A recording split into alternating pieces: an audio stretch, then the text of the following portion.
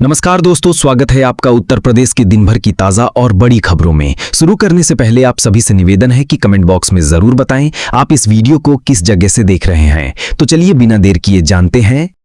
उत्तर प्रदेश की योगी आदित्यनाथ सरकार ने इस बार राज्य के बुजुर्ग, विधवा और दिव्यांग नागरिकों के लिए बड़ी घोषणा की है। सरकार ने तय किया है कि 68 लाख से ज्यादा लोगों के बैंक खाते में हर महीने 1000 रुपए की पेंशन सीधे भेजी जाएगी। ये पैसा वृद्धावस्था पेंशन योजना और अन्य सामाजिक सुरक्षा योजनाओं के तहत दिया जाएगा। पहले इस योजना का लक्ष्य करीब 61 लाख लाभार्थियों तक पेंशन पहुंचाने का था, लेकिन अब सरकार ने इसे बढ़ाकर 67.50 लाख से ज्यादा कर दिया है। यानी लाखों नए लोग भी इस योजना का फायदा उठा पाएंगे। अंबेडकर नगर के आलापुर थाना क्षेत्र के मगनपुर महिमापुर गांव में स्थित प्रेमिका के घर में एक भाजपा नेता की निर्मम हत्या का मामला सामने आया। ये भाजपा नेता आनंद कन्नौजिया, 24 वर्षीय, भारतीय जनता पार्टी अनुसूचित मोर्चा का पूर्व महामंत्री, अपने प्रेम प्रसंग के चलते वहां गए हुए थे। रविवार की देर रात आनंद वहां पहुंचे थे और रंगे हाथ पकड़ लिए गए थे। प्रेमिका के घर वालों ने उन पर बेरहमी से लाठी डंडों से हमला किया, जिससे उनकी तत्काल मौत हो गई। मृतक का शव खून से लटपथ अवस्था में घर के अंदर पड़ा रहा और सुबह ग्रामीणों ने देखा, जिसके बाद पुलिस को सूचना मिली। हत्या की सूचना पर मौके पर पहुंचे सीओ प्रदीप सिंह चंदेल और थाना प्रभारी अजय प्रताप यादव ने घटना की जानकारी ली और शव को कब्जे में लेकर पोस्टमार्टम करने के लिए भेज दिया गया। उत्तर प्रदेश के मुख्यमंत्री योगी आदित्यनाथ बुधवार सुबह लखनऊ में आयोजित तिरंगा यात्रा में शामिल हुए। ये यात्रा हर घर तिरंगा अभियान के तहत निकाली गई थी, जिसका मकसद लोगों में देशभक्ति, एकता और सम्मान की भावना को मजबूत करना है। इस मौके पर उनके साथ उप मुख्यमंत्री ब्रजेश पाठक और पूर्व उप मुख्यमंत्री केशव प्रसाद मौर्य भी मौजूद थे। खास बात यह रही कि ब्रजेश पाठक ने अयोध्या के मिल्कपुर विधानसभा क्षेत्र में तिरंगा यात्रा में हिस्सा लिया। वहां उन्होंने कहा कि हर घर तिरंगा हमारे गर्व, सम्मान और आत्मसम्मान का प्रतीक है और हर नागरिक को इसे गर्व से फहराना चाहिए। इसी दिन मुख्यमंत्री ने विधानसभा में होने वाली 24 घंटे की विशेष चर्चा को लेकर सभी विधायकों से सक्रिय भागीदारी की अपील की। ये चर्चा विकसित उत्तर प्रदेश 2047 के विजन पर होगी, जिसमें राज्य के अगले 25 साल के विकास की दिशा तय की जाएगी। उन्होंने स्पष्ट किया कि ये कोई राजनीतिक दल का एजेंडा नहीं है, बल्कि पूरे राज्य का साझा एजेंडा है, जिस पर सभी को मिलकर काम करना चाहिए। उत्तर प्रदेश के कुशीनगर जिले में मंगलवार शाम एक दिल दहला देने वाली घटना हुई। हाटा थाना क्षेत्र के अर्जुन डुमरी गांव में 30 साल की मानसिक रूप से अस्वस्थ युवती माधुरी की जान आवारा को पड़ने ले ली। बताया जाता है कि शाम करीब 7 बजे गांव के पंचायत भवन के पास धान के खेत में कुत्तों का एक झुंड उसे नोच रहा था। ये देख ग्रामीण दहशत में आ गए और तुरंत पुलिस को खबर दी। सूचना पाकर पुलिस टीम मौके पर पहुंची और डंडों से कुत्तों को भगाकर शव को कब्जे में लिया। शव को पोस्टमार्टम के लिए भेज दिया गया है। इस घटना के बाद गांव में भय और दुख का माहौल है। ग्रामीणों के अनुसार माधुरी पिछले कई दिनों से गांव में इधर उधर भटकती रहती थी। उसके परिजन रविवार से ही उसकी तलाश कर रहे थे, लेकिन वो कहीं नहीं मिली। मंगलवार शाम उसका शव मिलने के बाद पता चला कि वो कुत्तों के हमले की शिकार हो गई थी। प्रत्यक्षदर्शियों ने बताया कि कुत्तों ने उसके शरीर के कई हिस्सों को बुरी तरह क्षतिग्रस्त कर दिया था। पुलिस इस मामले की जांच कर रही है और साथ ही आसपास के इलाके में आवारा कुत्तों को पकड़ने के लिए टीम भी लगाई गई है, ताकि भविष्य में इस तरह की घटना दोबारा ना हो। उत्तर प्रदेश अब तेजी से आर्टिफिशियल इंटेलिजेंस शिक्षा का बड़ा केंद्र बनता जा रहा है। यहाँ के कई बड़े कॉलेज और विश्वविद्यालय आधुनिक तकनीक को बढ़ावा देने के लिए नए कोर्स शुरू कर रहे हैं, ताकि छात्र आने वाले समय की जरूरतों के अनुसार खुद को तैयार कर सकें। हाल ही में इंडियन टेलीविजन मीडिया इंस्टीट्यूट और गलगोटिया यूनिवर्सिटी ने मिलकर मीडिया से जुड़े लोगों के लिए खास एडवांस AI कोर्स लॉन्च किए हैं। इन कोर्स का उद्देश्य है कि पत्रकार, यूट्यूबर, कॉन्टेंट क्रिएटर और मीडिया प्रोफेशनल्स आसानी से AI tools, automation, data analysis और कॉन्टेंट बनाने की नई तकनीकें सीख सकें। इन कोर्स के जरिए मीडिया प्रोफेशनल्स को न सिर्फ टेक्नोलॉजी का ज्ञान मिलेगा, बल्कि वो अपने काम को तेज, आसान और ज्यादा प्रभावी बना पाएंगे। इस तरह की पहले साबित करते हैं कि उत्तर प्रदेश तकनीकी शिक्षा के क्षेत्र में तेजी से आगे बढ़ रहा है और यहाँ के छात्र देश विदेश में बेहतर करियर बना सकते हैं। इस समय उत्तर प्रदेश में मानसून का असर साफ दिखाई दे रहा है। मंगलवार को ज्यादातर जिलों में तेज बारिश नहीं हुई, बल्कि कुछ जगहों पर ही हल्की से मध्यम बारिश हुई। इसे मौसम में थोड़े विराम के रूप में देखा जा सकता है, लेकिन मौसम विभाग ने चेतावनी दी है कि आने वाले दिनों में कई इलाकों में फिर से भारी बारिश हो सकती है। मंगलवार को पूर्वी और पश्चिमी उत्तर प्रदेश के कुछ हिस्सों में हल्की बारिश हुई, जिससे किसानों और ग्रामीण इलाकों को थोड़ी राहत मिली। हालांकि अभी भी कई जगहों पर भारी बारिश का खतरा बना हुआ है, जिससे यातायात, लोगों की रोजमर्रा की जिंदगी और खेती पर बुरा असर पड़ सकता है। मौसम विशेषज्ञों के मुताबिक अगले 3 से 5 दिनों में मानसून के बादल फिर सक्रिय हो जाएंगे। इस दौरान लखनऊ, कानपुर, प्रयागराज, वाराणसी और अलीगढ़ जैसे बड़े शहरों में भारी से बहुत भारी बारिश हो सकती है। इससे नदियों का पानी बढ़ सकता है, निचले इलाकों में जलभराव हो सकता है और कुछ जगहों पर बाढ़ की स्थिति भी बन सकती है। लोगों को सलाह दी गई है कि वे मौसम विभाग के अलर्ट पर ध्यान दें और सावधानी बरतें, ताकि किसी भी आपात स्थिति में सुरक्षित रह सकें। कानपुर के रमईपुर में मंगलवार देर रात एक दर्दनाक हादसा हुआ, जिसने पूरे इलाके को गम में डुबा दिया। रात में रिमझिम बारिश हो रही थी। इसी दौरान एक पुराने कच्चे घर की छत अचानक भरभरा कर गिर पड़ी। घर के अंदर 3 छोटी बहनें सो रही थी। छत गिरते ही वे मलबे के नीचे दब गईं। आसपास के लोग जोरदार आवाज सुनते ही मौके पर पहुंचे और तुरंत मलबा हटाने में जुट गए। काफी मशक्कत के बाद तीनों को बाहर निकाला गया, लेकिन अफसोस 6 साल की पीहू की मौके पर ही मौत हो गई। बाकी 2 बहनें घायल हो गईं, जिन्हें नजदीकी अस्पताल में भर्ती कराया गया। डॉक्टरों के अनुसार उनकी हालत फिलहाल स्थिर है, लेकिन उन्हें निगरानी में रखा गया है। पीहू की मौत से परिवार पूरी तरह टूट गया। उसकी मां और परिजन का रो रोकर बुरा हाल है। घर में मातम छा गया है और रिश्तेदार पड़ोसी भी ढांढस बंधाने पहुंचे हैं। परिवार ने बच्ची का पोस्टमार्टम कराने से इनकार कर दिया, क्योंकि वे इसे प्राकृतिक हादसा मानते हैं और तुरंत अंतिम संस्कार करना चाहते थे। घटना की जानकारी पुलिस और प्रशासन को दी गई। राजस्व विभाग को भी सूचित किया गया, ताकि परिवार को आर्थिक सहायता और अन्य मदद दी जा सके। अधिकारियों ने आश्वासन दिया कि पीड़ित परिवार को हर संभव सहायता दी जाएगी। गांव के लोगों का कहना है कि घर बहुत पुराना था और बारिश के कारण उसकी छत कमजोर हो गई थी। उन्होंने प्रशासन से अपील की कि ऐसे कच्चे और जर्जर मकानों का सर्वे कराकर जरूरतमंद परिवारों को पक्का घर बनाने में मदद दी जाए। यह हादसा एक चेतावनी है कि बरसात के मौसम में कच्चे मकानों में रहना खतरनाक हो सकता है। समय रहते सावधानी बरतकर ऐसी त्रासदियों को रोका जा सकता है। गोरखपुर शहर के उत्तरी हिस्से में बरसात के दौरान जल भराव की समस्या सालों से लोगों को परेशान कर रही है। बारिश होते ही निचले इलाकों में पानी भर जाता है, जिससे सड़कों पर चलना मुश्किल हो जाता है और कई बार घरों में भी पानी घुस जाता है। अब इस समस्या को खत्म करने के लिए शुरू की गई गोड़ धोइया नाला परियोजना तेजी से पूरी होने की ओर बढ़ रही है। इस परियोजना का 75% काम पूरा हो चुका है और प्रशासन का कहना है कि दिसंबर तक इसे पूरी तरह खत्म कर दिया जाएगा। इस पर 474.42 करोड़ रुपए खर्च हो रहे हैं और इसके पूरा होने पर करीब 3.5 लाख लोगों को सीधा फायदा मिलेगा। परियोजना के तहत पुराने नाले की मरम्मत और चौड़ीकरण किया जा रहा है, ताकि पानी का बहाव तेज और बिना रुकावट के हो सके। साथ ही पानी को साफ करने के लिए आधुनिक ट्रीटमेंट प्लांट लगाए जा रहे हैं। बारिश का पानी साफ करके रामगढ़ ताल में डाला जाएगा। इससे न केवल जल भराव से राहत मिलेगी, बल्कि ताल का जलस्तर भी बढ़ेगा, जो पर्यावरण और पर्यटन दोनों के लिए अच्छा होगा। काम पूरा होने के बाद बरसात में सड़कों और गलियों में पानी भरने की समस्या काफी हद तक खत्म हो जाएगी। लोग आसानी से आवाजाही कर पाएंगे और उनकी रोजमर्रा की जिंदगी पर बारिश का असर कम होगा। स्थानीय लोग इस परियोजना को लेकर काफी खुश हैं और उम्मीद कर रहे हैं कि दिसंबर के बाद उन्हें बरसात के दिनों में पानी भरने की चिंता नहीं करनी पड़ेगी। प्रशासन का मानना है कि प्रोजेक्ट शहर के लिए एक बड़ी उपलब्धि साबित होगा और इसे दूसरे शहरों में भी मॉडल के रूप में अपनाया जा सकता है। उत्तर प्रदेश के मुख्यमंत्री ने एवियन इन्फ्लुएंजा या बर्ड फ्लू को लेकर सभी विभागों और कर्मचारियों के लिए सख्त निर्देश जारी किए हैं। उन्होंने कहा है कि इस बीमारी से जुड़े हर पहलू की जानकारी कर्मचारियों तक स्पष्ट रूप से पहुंचनी चाहिए, ताकि वे सतर्क और सुरक्षित रह सकें। इसमें बीमारी के लक्षण, संक्रमण के फैलने के तरीके और बचाव के उपायों की विस्तृत जानकारी शामिल होगी। एवियन इन्फ्लुएंजा एक वायरल बीमारी है जो मुख्य रूप से पक्षियों में फैलती है, लेकिन कुछ मामलों में यह मनुष्यों को भी प्रभावित कर सकती है। इसके लक्षणों में बुखार, खांसी, सांस लेने में तकलीफ, गले में खराश, मांसपेशियों में दर्द और कमजोरी शामिल हैं। यह बीमारी संक्रमित पक्षियों के सीधे संपर्क, उनके मलमूत्र या दूषित सतहों के माध्यम से फैल सकती है। मुख्यमंत्री ने निर्देश दिया कि सभी फील्ड वर्करों, स्वास्थ्य कर्मियों और पशुपालन विभाग के कर्मचारियों को पूरी जानकारी देने के लिए विशेष प्रशिक्षण सत्र आयोजित किए जाएं। इसके साथ ही उन्हें पीपीई किट, मास्क, दस्ताने, सैनिटाइजर और अन्य जरूरी सुरक्षा उपकरण उपलब्ध कराए जाएं, ताकि वे संक्रमित क्षेत्रों में भी सुरक्षित तरीके से काम कर सकें। उन्होंने यह भी कहा कि किसी भी संदिग्ध मामले की तुरंत जांच और रिपोर्टिंग की जाए, ताकि बीमारी को फैलने से रोका जा सके। प्रभावित इलाकों में नियमित सफाई और कीटाणुनाशक का छिड़काव किया जाएगा। साथ ही लोगों को भी जागरूक किया जाएगा कि वे बीमार या मृत पक्षियों के संपर्क में न आएं और किसी भी असामान्य घटना की तुरंत सूचना संबंधित विभाग को दें। सरकार का मानना है कि समय पर जागरूकता, सतर्कता और सही सुरक्षा उपाय अपनाकर एवियन इन्फ्लुएंजा के खतरे को काफी हद तक कम किया जा सकता है, जिससे न केवल कर्मचारियों बल्कि आम जनता की भी सुरक्षा सुनिश्चित होगी। ये घटना प्रयागराज जिले के सामुदायिक स्वास्थ्य केंद्र सीएचसी कौनिहार में मंगलवार देर रात की बताई जा रही है। सोशल मीडिया पर वायरल हो रहे एक वीडियो में देखा जा सकता है कि अस्पताल परिसर में 2 सीनियर डॉक्टर शराब के नशे में धुत होकर एक जूनियर डॉक्टर से गाली गलौज करते हुए हाथापाई कर रहे हैं। वीडियो में तीनों के बीच काफी देर तक विवाद चलता है, जिसमें सीनियर डॉक्टरों का आक्रामक रवैया साफ नजर आता है। प्रत्यक्षदर्शियों के अनुसार यह विवाद किसी आपसी कहासुनी के बाद बढ़ा। बताया जा रहा है कि पहले मामूली तकरार हुई, लेकिन शराब के नशे में मामला मारपीट तक पहुंच गया। इस दौरान अस्पताल में मौजूद अन्य स्टाफ ने बीच बचाव की कोशिश की, मगर डॉक्टरों का गुस्सा शांत नहीं हुआ।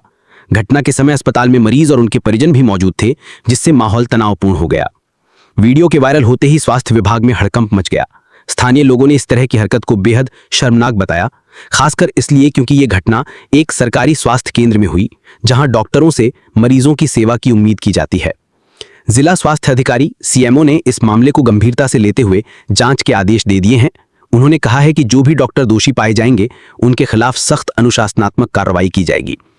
साथ ही इस बात की भी जांच होगी कि ड्यूटी के दौरान शराब का सेवन कैसे हुआ। यह घटना न केवल स्वास्थ्य सेवाओं की छवि को धूमिल करती है, बल्कि मरीजों के भरोसे को भी चोट पहुंचाती है।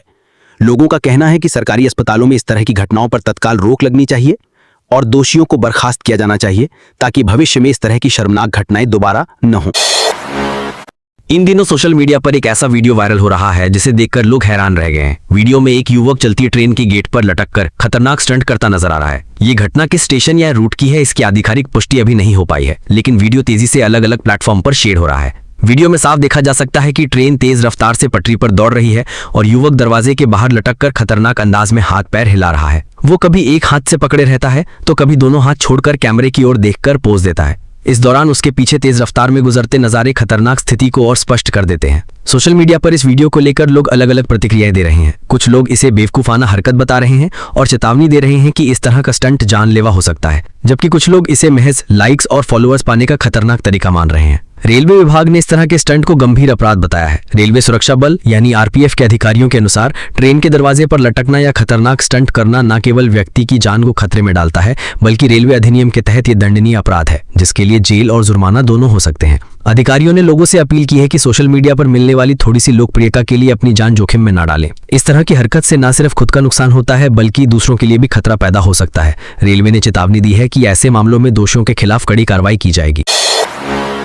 लखनऊ के दयारामपुरवा गांव की महिलाएं इन दिनों तिरंगे के रंग में रंगी हुई हैं। गांव की स्वयं सहायता समूह सेल्फ हेल्प ग्रुप से जुड़ी महिलाएं हर घर तिरंगा अभियान के तहत तिरंगे झंडे बनाने में जुटी हैं। उनके हाथों से निकलने वाला हर झंडा सिर्फ कपड़ा और धागा नहीं है, बल्कि उसमें उनकी मेहनत, कला और देश के प्रति गहरा प्यार भी बुना हुआ है।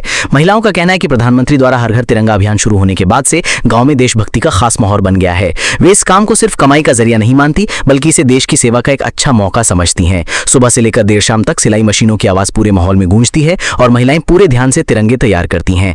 झंडे का हर रंग और हर धागा पूरी सावधानी और नियमों के अनुसार चुना जाता है। इस काम से महिलाओं को अच्छी कमाई भी हो रही है और वे आर्थिक रूप से मजबूत बन रही हैं। सभी महिलाएं मिलकर टीम की तरह काम करती हैं, कपड़ा काटना, सिलाई करना और झंडों को पैक करना। तैयार झंडे शहर और आसपास के इलाकों में भेजे जा रहे हैं ताकि 15 अगस्त पर हर घर तिरंगे से सजे। गांव के लोग भी इन महिलाओं को पूरा सहयोग दे रहे हैं। उनका कहना है कि इन झंडों में सिर्फ कपड़े की कीमत नहीं, बल्कि उन हाथों की मेहनत और देशभक्ति की कीमत है जो इसे बनाते हैं। इस स्वतंत्रता दिवस पर जब ये तिरंगे हवा में लहराएंगे तो दयारामपुरवा की मेहनती महिलाओं की कहानी भी गर्व से लहराएगी। कानपुर के घाटमपुर इलाके में मंगलवार को एक दर्दनाक हादसा हुआ जिसने पूरे गांव को गम में डुबा दिया। यमुना नदी में नहाने गए भाई बहन की डूबकर मौत हो गई। सबसे दुख की बात यह रही कि हादसा उनके पिता की आंखों के सामने हुआ और वो कुछ नहीं कर पाए। मिली जानकारी के अनुसार मृत बच्चों के नाम आध्या 10 साल और विश्वराज 8 साल हैं।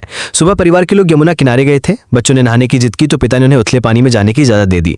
नहाते नहाते अचानक आध्या का पैर फिसल गया और वह गहरे पानी में चली गई। बहन को डूबते देख विश्वराज उसे बचाने दौड़ा, लेकिन तेज धारा में वह भी बह गया।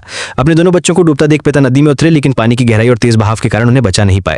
उनकी चीख पुकार सुनकर आसपास के लोग मौके पर पहुंचे और दोनों बच्चों को बाहर निकाला। ग्रामीण तुरंत उन्हें घाटमपुर के सामुदायिक स्वास्थ्य केंद्र सीएचसी ले गए, जहां डॉक्टरों ने जांच के बाद दोनों को मृत घोषित कर दिया। इस घटना के बाद घर में मातम पसर गया और गांव वाले भी गमगीन हो गए। गांव वालों ने प्रशासन से मांग की है कि नदी किनारे सुरक्षा के इंतजाम किए जाए और चेतावनी बोर्ड लगाए जाए ताकि ऐसे हादसे दोबारा ना हो। यह घटना एक बड़ी सीख है कि बरसात के मौसम में नदियों के पास बच्चों को अकेले बिना सावधानी के न जाने दिया जाए। लखीमपुर खीरी में बुधवार को एक दर्दनाक घटना हुई। यहां एक हेड कांस्टेबल ने फांसी लगाकर अपनी जान दे दी। उनका शव एक निजी मकान में फंदे से लटका मिला। घटना की खबर फैलते ही इलाके में सनसनी फैल गई और पुलिस विभाग में भी शोक की लहर दौड़ गई। मृतक हेड कांस्टेबल की तैनाती सीतापुर में थी। इन दिनों वो लखीमपुर खीरी में अपने निजी मकान पर रह रहे थे। बुधवार सुबह काफी देर तक जब वे कमरे से बाहर नहीं आए तो घर वालों को चिंता हुई। उन्होंने दरवाजा तोड़ा तो अंदर का नजारा देखकर सबके होश उड़ गए। हेड कांस्टेबल का शव पंखे से लटका हुआ था। परिवार ने तुरंत इसकी सूचना पुलिस को दी। मौके पर पहुंची पुलिस ने शव को नीचे उतारा और पोस्टमार्टम के लिए भेज दिया।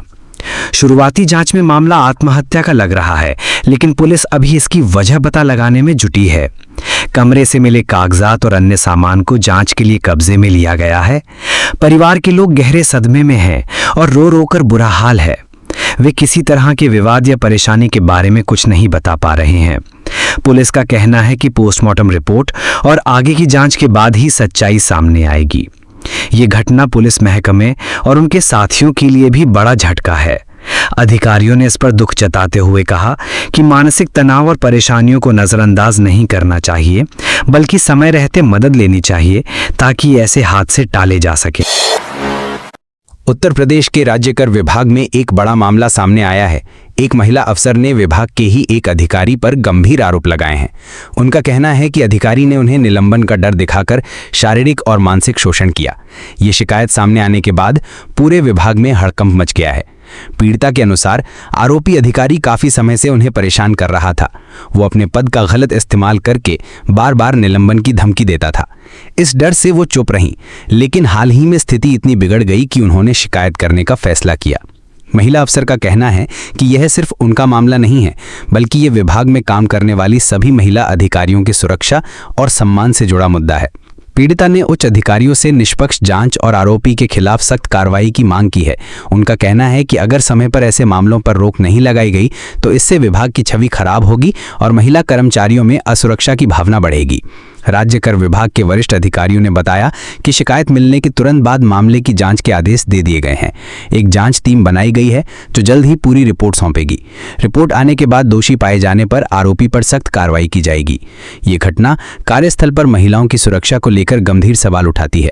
विभाग के कई कर्मचारियों का कहना है कि ऐसे मामलों में बिना देरी के कार्रवाई होनी चाहिए, ताकि कोई भी अधिकारी अपने पद का दुरुपयोग कर दूसरों का शोषण न कर सके। उत्तर प्रदेश लोक सेवा आयोग यानी उत्तर प्रदेश पीसीएस ने राज्य के अलग अलग शैक्षणिक संस्थानों में कुल 1518 प्रवक्ता पदों के लिए भर्ती शुरू की है। इन पदों में राजकीय इंटर कॉलेज, स्पर्श दृष्टिबाधित राजकीय इंटर कॉलेज या समेकित विद्यालय और जेल प्रशिक्षण विद्यालय शामिल हैं। योग्य और इच्छुक उम्मीदवार 12 अगस्त 2025 से 12 सितंबर 2025 तक यूपीपीएससी की आधिकारिक वेबसाइट पर जाकर ऑनलाइन आवेदन कर सकते हैं। इन पदों के लिए शैक्षिक योग्यता और आयु सीमा से जुड़ी पूरी जानकारी यूपीपीएससी की आधिकारिक अधिसूचना में दी जाएगी। आमतौर पर प्रवक्ता पद के लिए संबंधित विषय में स्नातकोत्तर यानी पोस्ट ग्रेजुएशन डिग्री और बीएड या इसके बराबर शिक्षण योग्यता आवश्यक होती है। आरक्षित वर्ग के अभ्यर्थियों को आयु सीमा में छूट मिलेगी। चयन प्रक्रिया में उम्मीदवारों को पहले लिखित परीक्षा देनी होगी, जिसके बाद साक्षात्कार यानी इंटरव्यू होगा। परीक्षा का सिलेबस, विषयवार पदों की संख्या और अन्य जरूरी निर्देश भर्ती के विज्ञापन में उपलब्ध होंगे। यह भर्ती उन लोगों के लिए एक बेहतरीन मौका है जो सरकारी स्कूलों में अध्यापक बनकर छात्रों को पढ़ाना चाहते हैं। समय पर आवेदन करना और सही तैयारी करना इस अवसर का लाभ उठाने के लिए जरूरी है। उत्तर प्रदेश विधानसभा के मानसून सत्र में विपक्षी दलों ने प्रदेश में बढ़ रही आपराधिक घटनाओं को लेकर सरकार से सवाल किए। विपक्ष का कहना था कि अपराध लगातार बढ़ रहे हैं और सरकार उन्हें रोकने में नाकाम है। उन्होंने हाल की कई घटनाओं का जिक्र करते हुए कानून व्यवस्था पर सवाल उठाए। इन आरोपों का जवाब देते हुए संसदीय कार्य मंत्री ने कहा कि प्रदेश में कानून व्यवस्था पहले से काफी बेहतर हुई है। उन्होंने दावा किया कि यूपी देश का पहला राज्य बन गया है जहां एफआईआर दर्ज होने के केवल 100 दिनों के अंदर अपराधियों को सजा दिलाई जा रही है। ये व्यवस्था सरकार की त्वरित न्याय दिलाने की प्रतिबद्धता को दिखाती है। मंत्री ने बताया कि सरकार का उद्देश्य सिर्फ अपराधियों को पकड़ना नहीं, बल्कि उन्हें जल्दी सजा दिलाकर पीड़ितों को न्याय देना है। इसके लिए फास्ट ट्रैक अदालतें, विशेष निगरानी टीमें और आधुनिक तकनीक का इस्तेमाल किया जा रहा है। इससे मुकदमों की सुनवाई तेजी से पूरी हो रही है और अपराधियों में कानून का डर बढ़ा है। उन्होंने ये भी कहा कि पुलिस को आधुनिक उपकरणों और संसाधनों से लैस किया जा रहा है। गांव से लेकर शहर तक कानून व्यवस्था को मजबूत करने के लिए लगातार कदम उठाए जा रहे हैं। कुल मिलाकर विधानसभा में जहां विपक्ष ने अपराध के मुद्दे पर सरकार को घेरा, वहीं सत्ता पक्ष ने तेज न्याय प्रणाली और बेहतर कानून व्यवस्था को अपनी बड़ी उपलब्धि बताया। बरेली की एक युवती का मामला इन दिनों चर्चा में है, क्योंकि उसने अपने पुराने बयान से पलटते हुए नई बात कही है। करीब 6 महीने पहले सोशल मीडिया पर उसका एक वीडियो वायरल हुआ था। उस वीडियो में युवती ने कहा था कि वो अपनी मर्जी से अपने प्रेमी के साथ रह रही है। उसने धर्म बदल लिया है और उससे शादी भी कर ली है। वीडियो देखकर ऐसा लगा कि उसने ये फैसला अपनी स्वतंत्र इच्छा से लिया है और वो अपने नए जीवन में खुश है। लेकिन अब आधा साल बाद युवती ने पूरी तरह से अलग बयान दिया है। उसका कहना है कि उसने ना तो धर्म परिवर्तन किया है और ना ही प्रेमी से शादी की है। उसने बताया कि पहले जो वीडियो बनाया गया था वो सही नहीं था और उसमें कही गई बातें सच नहीं थीं। उसने इशारा किया कि वो उस समय किसी दबाव या परिस्थितियों के कारण ऐसा कहने पर मजबूर हुई थी। युवती के परिवार का भी कहना है कि वो मानसिक और भावनात्मक दबाव में थी, इसलिए उसने उस समय वो वीडियो बनाया था। अब जब वो घर लौट आई है तो उसने असल सच्चाई सबके सामने रख दी है। पुलिस ने युवती का नया बयान दर्ज कर लिया है और मामले की दोबारा जांच शुरू कर दी है। अब ये देखा जाएगा कि क्या पहले का बयान उसने सच में अपनी मर्जी से दिया था या फिर किसी ने उसे मजबूर किया था। ये मामला सोशल मीडिया पर भी चर्चा का विषय बन गया है क्योंकि इसमें दो बड़े मुद्दे सामने आए, व्यक्तिगत रिश्ते और धर्म परिवर्तन। ये दोनों ही विषय समाज में संवेदनशील माने जाते हैं। युवती के पलटे बयान ने लोगों को ये सोचने पर मजबूर कर दिया है कि ऐसे मामलों में असली सच का पता लगाना कितना मुश्किल होता है। कुल मिलाकर बरेली का ये मामला दिखाता है कि सोशल मीडिया पर दिखने वाली हर बात पर तुरंत भरोसा नहीं किया जा सकता और कानून व्यवस्था के लिए भी ऐसे मामलों की सही जांच करना एक बड़ी चुनौती होती है। फिरोजाबाद में एक दिल दहला देने वाली घटना सामने आई, जहां दो चचेरी बहनों ने ट्रेन के आगे आकर अपनी जान दे दी।